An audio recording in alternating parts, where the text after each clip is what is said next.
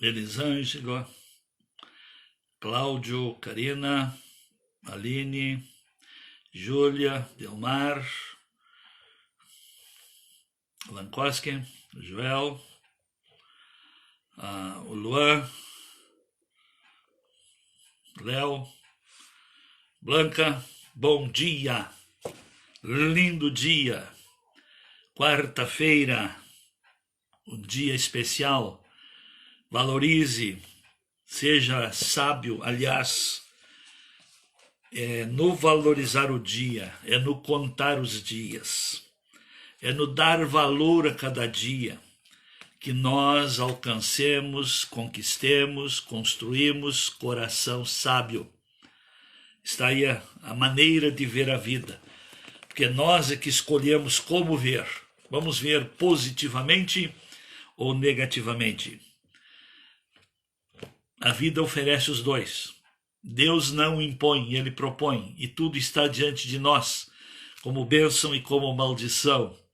É nós é que transformamos em bênção ou em maldição a maneira que vemos, a maneira que encaramos, mas a maneira que vemos e a maneira que encaramos, pasme-se, é a maneira que estamos. Ninguém dá o que não tem, ninguém vê coisa diferente se ele não aprendeu valores mais relevantes.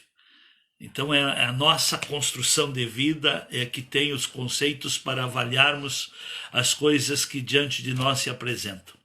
Então meus amigos, meus irmãos que estão tirando esse tempo aí para reflexão, reparta com mais alguém, compartilhe, comunique, convide, e você sabe que quanto mais gente estiver na mesma vibe, no mesmo espírito, debaixo do mesmo mundo espiritual, mais força teremos e mais poderemos influenciar. Eu sei que você está acenando, eu estou vendo você, só que eu não consigo falar ou me concentrar, porque eu não tenho nada escrito. Eu estou falando do que me vem na mente, do que está o meu mundo espiritual. Mas se eu me anteno aí, eu quero ver, eu tenho que mudar minha visão. Eu procuro ver realmente o que pode ser útil para nós, mas sou grato a Deus pela sua presença, pela sua participação conosco. Então eu desejo um dia abençoado, mas que nós aprendamos. Nós não podemos ver as coisas diferentes se nós não estivermos dispostos a sermos diferentes. Para ver as coisas numa ótica positiva, temos que nos construirmos a sermos positivos. Para vermos um mundo com perspectivas de esperança, temos que construir uma fé que nos dê essa esperança. E para construir essa fé que dê esperança, temos que nos alimentar de coisas consistentes, de verdades, da palavra, de ensinos, de algo que tenha valor, solidez e existência eterna. Porque se nós nos alimentarmos das coisas que têm existência eterna, valor eterno, com certeza nossa visão nos levará para a eternidade, nos preparará para a eternidade. Mas se sua vida, sua visão é baseada num mundo de ilusão, num mundo de tanta alteração, contradição, de tanta coisas que, se a gente for examinarmos, olha, eu sei que tem gente já que não está gostando que eu estou muito repetitivo. Olha, queridos, eu tenho que ser repetitivo, por quê? Porque a guerra contra o mundo espiritual nunca irá cessar. Não, jamais. E eu tenho que me opor, sim, às coisas que tentam nos enfraquecer, nos derrubar, que tentam nos corromper.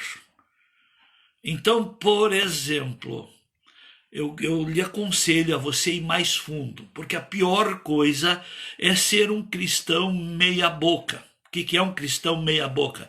É um cristão que aprende apenas meias verdades. E meias verdades é pior que mentiras, porque com meia verdade isso não lhe dá segurança, não lhe dá convicção, não lhe dá como se diz, um mapa completo da vida, do propósito da vida, do desígnio de Deus, do propósito para o qual você existe. Ser um crente meia boca é um crente que fica apenas com a salvação, e não com o propósito divino, e não com a bênção e com as bênçãos que acompanham a salvação. Eu sei que a salvação é um valor inestimável, é uma grande riqueza, não tem o que possa dar, não tem valor que se possa comprar. Então, a salvação já é uma grande conquista. Mas agora eu lhes pergunto,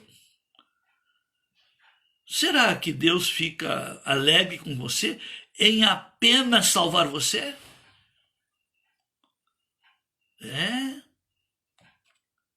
Será que Deus,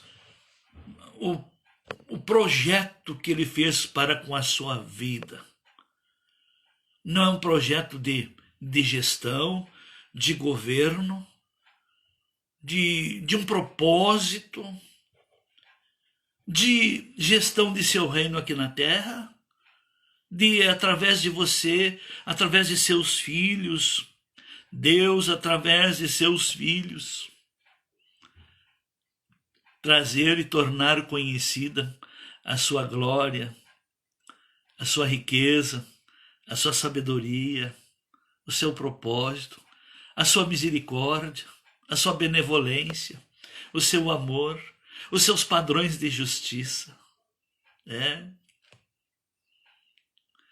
Como um pai se alegra vendo os seus filhos, pai aqui humano, já se alegra vendo os seus filhos vivendo e aplicando e repassando aquilo que aprende, aquilo que já desfrutou, que leva da sua casa. Se nós, como pais, nos alegramos quando vemos filhos seguindo instruções, quanto mais o nosso Pai Celeste. Deus se alegra. E quero lhes dizer, não só se alegra, mas Deus, como é um Deus fiel que não fica devendo nada para ninguém, mesmo sendo pai, Ele recompensa os seus filhos. Cada atitude de honra que se dá a Ele, cada prática de ensino que Ele nos dá, por isso que cada mandamento, cada instrução, cada conselho da palavra, vem agendada uma recompensa. Por isso que o cristão que vive o melhor relacionamento com Cristo, ele se cumpre nele o que a gente diz para os outros: busque em primeiro lugar o reino de Deus e a sua justiça, que as demais coisas vêm tudo acrescentado. Então, quando o reino de Deus e os padrões de Deus que é a sua justiça, é aplicado, é vivido, é colocado em prática como filosofia de vida, as demais coisas vêm tudo a mais, vem acrescentada. Acrescentada é mais que a medida, é mais que a lógica, é mais que, por exemplo, é mais que o justo, é uma devolução justa com acréscimos, com bênçãos acrescentadas. Então, vale a pena sim, meus queridos, vale a pena sim ter um conhecimento melhor da palavra, porque eu não posso reivindicar, mesmo que esteja na palavra, mas que aquela verdade ainda não faz parte da minha vida. E quando as verdades fizerem parte e fazem parte da minha vida, um outro segredo, eu nem preciso orar. Porque se já faz parte, eu já conquistei o crédito. E eu conquistando o crédito com Deus, ele não fica dizendo, olha, só depois da pandemia que eu vou ter condições de te pagar. Nós estamos fazendo isso, né? Os humanos estão fazendo, mesmo tendo dinheiro em caixa. Não, agora tem uma lei do governo, agora há um pedido de que todos têm que ter compreensão, as financeiras vão ter que adiar, vão ter que prorrogar, os bancos não vão poder cobrar, nem a prestação da casa vai ter um tempo aí que não precisa pagar, então as empresas também vão ter que ter paciência, porque tudo parou.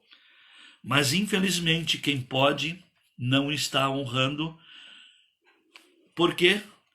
Porque em vez de a pessoa ter iniciativa própria, viver dentro de padrões de justiça, não se mede pelos outros. A empresa que não está trabalhando, sim, temos que compreender, porque ela não tem como gerar para pagar. Mas e a empresa que está trabalhando? Também não está pagando, porque há um direito. O tal direito adquirido corrompe as pessoas. O tal direito agora, dessa ajuda do governo, até quem pode trabalhar não quer trabalhar. Infelizmente. E aí, onde é que vamos parar?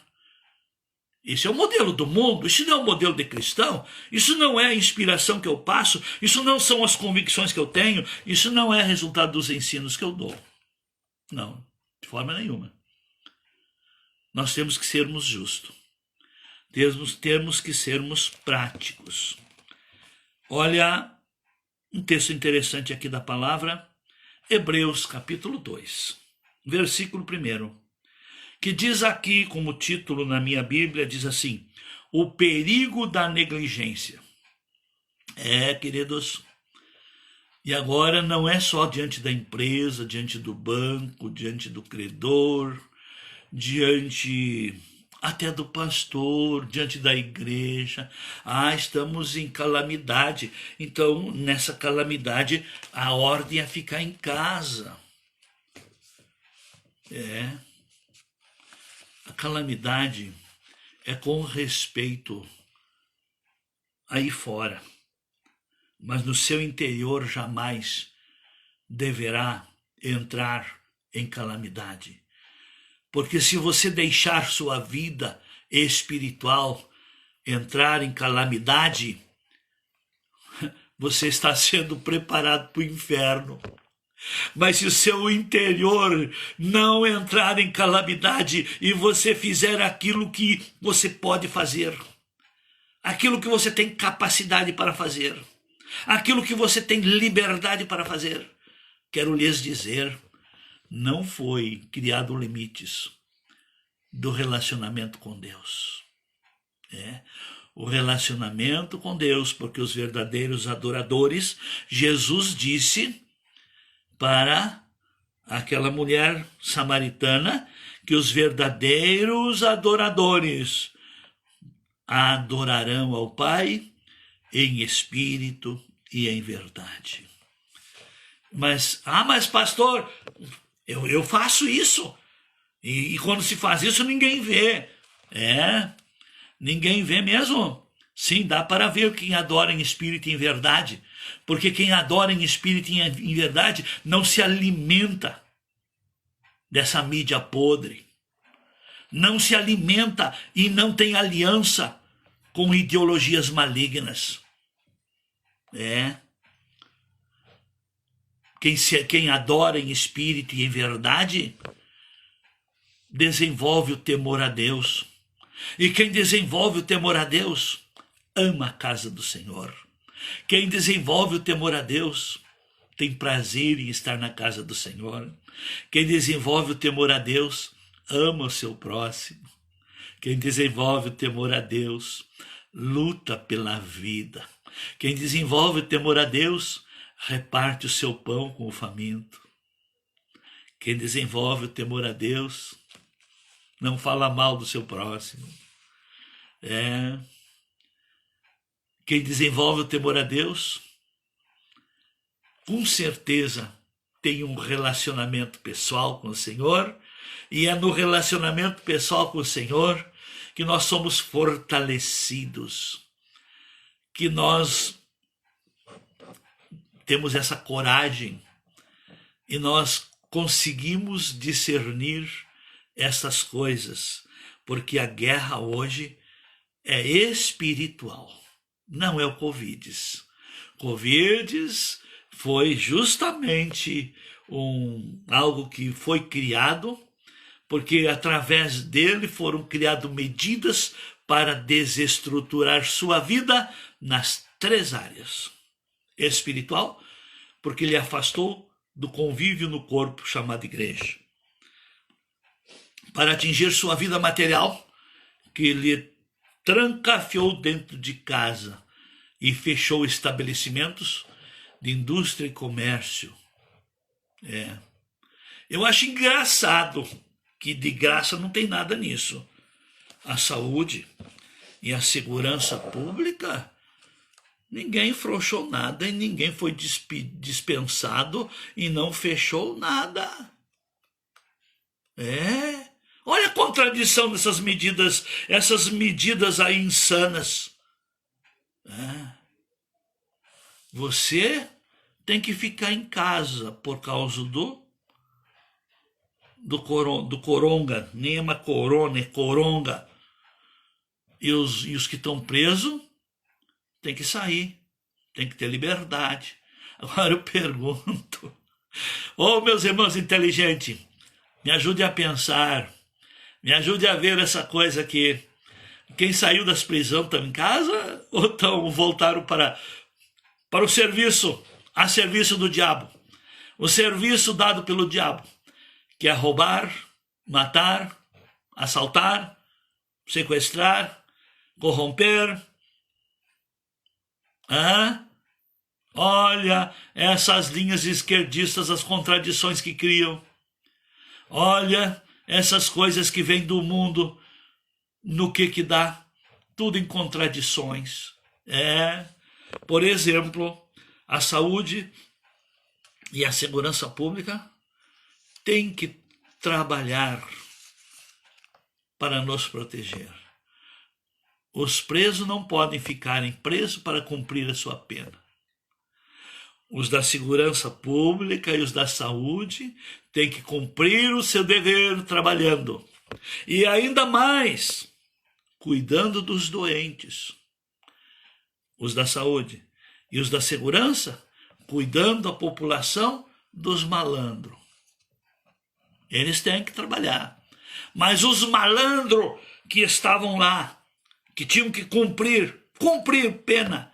Não, eles não podem cumprir pena. Então hoje, cumprir pena não é mais dever, não é mais justiça. Sim, na ótica e para o propósito que está por trás dessa pandemia, eles vão ajudar a fazer a obra do diabo, que é causar o pânico, o pavor.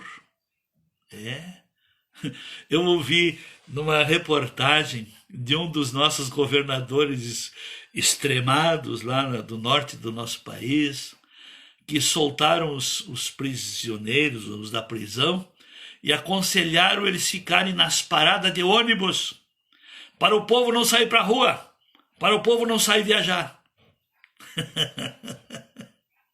Eu pergunto, o que há de justiça nisso? O que há de verdade nisso? O que há de Deus nessas medidas insanas? Eu tenho que achar graça. E o pior, que as pessoas estão acreditando que tudo isso é para o bem. É para o bem do diabo. Porque a missão do diabo e a missão dele tem pressa. O diabo está preparando o seu representante para governar o mundo todo, chamado Anticristo. E ele usa pessoas, usa nações, usa autoridades. Todo o sistema de autoridade foi criado por Deus, mas por as pessoas não quererem compromisso com Deus, acabam cedendo, se vendendo. Pois é, quem é que esperava que o nosso antigo aí, o ministro da Justiça, fosse se vender? Ele era um cristão, e todo o Brasil apostava nele como um futuro presidente e se vendeu. O ser humano continua sendo assim. Jesus não tinha 12 apóstolos? Como é que se diz? Pela ganância, pela avareza, não vendeu o próprio mestre? O dinheiro corrompe, propostas corrompem, poderes corrompem, liberdades corrompem. Mas por que se corrompem? Porque as pessoas não têm consciência nem de Deus, nem de si. E quando vê, a vida passou. E Deus nos dá essa vida terrena como preparo para a eternidade. Vamos valorizar. E é no relacionamento com Deus que nós encontramos força, graça, sabedoria e saída para os problemas. Davi, durante o seu tempo de vida terrena, o seu reinado como rei, ele se deparou em muitas situações, que ele mesmo fala num dos seus salmos, parece-me que é o 121, que ele diz: elevo os meus olhos para os montes. De onde me virá o socorro? Ele não sabia, porque olhava, era monte, claro que podemos olhar como montes geográficos aí, montanhas, quem sabe ele encurralado, fugindo ou cercado por inimigos, que ele via que dos montes não vinha socorro, vinha coisas impossíveis de serem superadas, mas ele diz: o meu socorro vem do Senhor, que fez os céus e a terra. Quero dizer que essa situação que Deus permitiu, e quero também lhes dizer que Deus não permite nada, que juntamente com as coisas que Ele permite, Ele dá força, Ele dá graça, Ele se disponibiliza, Ele dá o acesso a verdades para nós nos fortalecermos e superarmos as dificuldades da vida. Junto com tudo isso, eu até lhes digo, você que é membro do MBCV, quando é que você tinha uma assistência assim todos os dias, um chimarrão virtual, que você pode estar tomando o seu, mas se eu tomar o meu, eu tomei antes e tomo depois também, tá? Mas eu fico aí conversando para a gente aproveitar melhor o tempo. Quando que se tínhamos esse contato diário aí? É uma graça. Em meio a isso tudo, podemos então dizer que tudo coopera para o bem dos que amam a Deus. Se você vê que isso é uma benesse, compartilhe com mais gente, para que amanhã, tá? E depois, a cada dia, vocês é que vão dizer se eu continuo ou não, tá? Porque eu não gosto de ficar devendo favor para ninguém. Eu não sou omisso. E aqui eu dei o título aqui do texto que eu ia ler e não li, né? O perigo da negligência, né? Mas eu falei sobre o perigo da negligência. Como eu não sou negligente, eu estou aqui, mas olha o que diz aqui. E estude a continuação em casa. Hebreus capítulo 2. Por essa razão, importa que nos apeguemos com mais firmeza às verdades ouvidas, para que delas jamais nos desviemos. E agora observe. Se, pois, se tornou firme a palavra falada por meio de anjos, e toda transgressão ou desobediência recebeu o justo castigo. E para nós agora, como escaparemos nós, se negligenciarmos tão grande salvação? Quero lhes dizer, esta situação veio para salvar a igreja estava perdida, a igreja estava vivendo para si, a maior parte dos crentes não estavam vivendo para o Senhor, e não viviam como que do Senhor o fossem. Cada um estava vivendo para si. Deus o prosperou e ficaram envolvidos com a prosperidade. Deus o abençoou, ficaram envolvidos com a bênção. E quero lhes dizer, se Deus lhe abençoa, é para você abençoar. Se Deus lhe prosperou, é para você ser efetivo. Porque prosperidade significa efetividade. Deus nos prospera para nós fazermos parte da solução aonde estão os problemas. Amém? Deus abençoe. Até amanhã, nesse mesmo horário, com outra paisagem. Deus o permitindo. Amém.